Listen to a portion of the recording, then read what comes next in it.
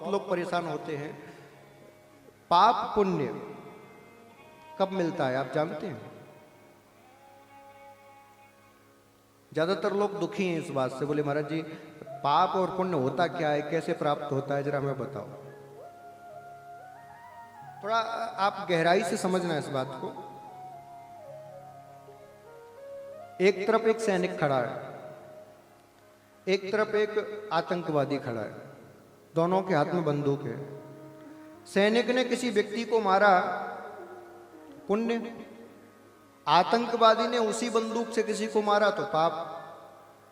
जीव हत्या तो दोनों में हुई, पर एक को पुण्य मिला एक को पाप, ऐसा क्यों बताओ? कर्म तो दोनों ने एक जैसा किया, बंदूक दोनों ने एक ही चलाई, दोनों का उद्देश्य भी एक ही था, मारना, पर एक को पाप मिला एक को पुण्य, ऐसा क्यों? एक को तो सरकार ने मेडल दे दिया, दूसरे को जेल में डाल दिया, क्यों?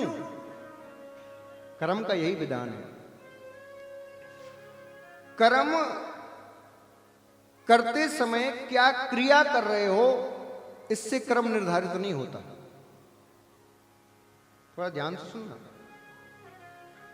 कर्म करते समय जो आपकी क्रिया प्रतिक्रिया हो रही है उससे कर्म निर्धारित नहीं होता, कर्म का फल निर्धारित नहीं होता।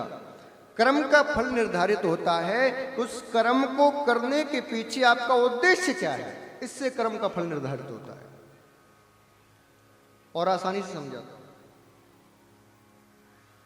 आप भोजन कर रहे हो, ठीक है, सब्जी में एक चींटी आई और सब्जी में जाने लगी। अब आपने उस चींटी को बचाने के लिए उंगली डाली, लेकिन वो चींटी बची नहीं, मर गई, तो बताओ आपको पाप लगेगा क्या पुण्य? बोलो। चींटी तो मर गई, लेकिन उसका आपको पाप नहीं लगेगा। क्यों? क्योंकि आपके मन में कामना क्या थी? उसको बचाने की, मारने की कामना नहीं थी।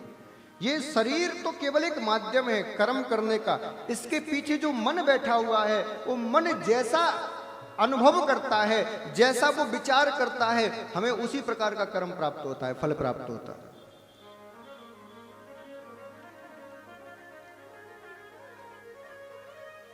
यदि कोई व्यक्ति हम पर आक्रमण करने आ रहा है और हम अपनी रक्षा के लिए उसको मार रहे हैं तो उसमें पाप नहीं लगेगा।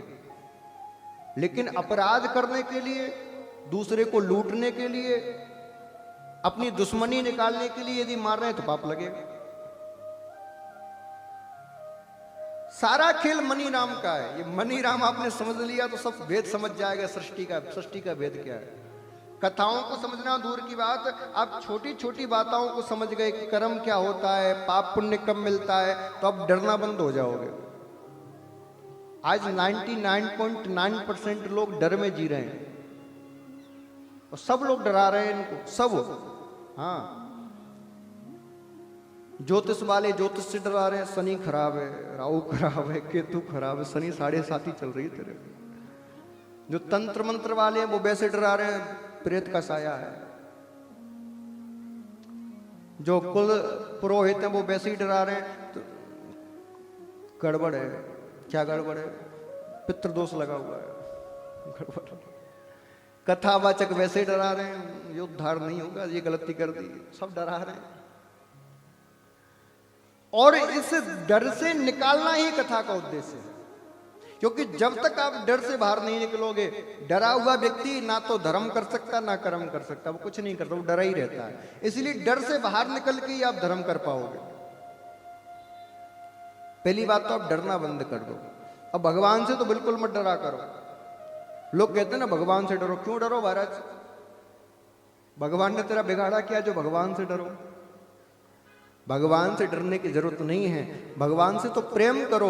डरना है यदि किसी से तो अपने कर्मों से डरो कि कोई गलत कर्म हमसे ना हो पाए। कर्मों से डर लिया तो भगवान से डरने की जरूरत नहीं पड़ेगी। आप कर्मों से डरिए।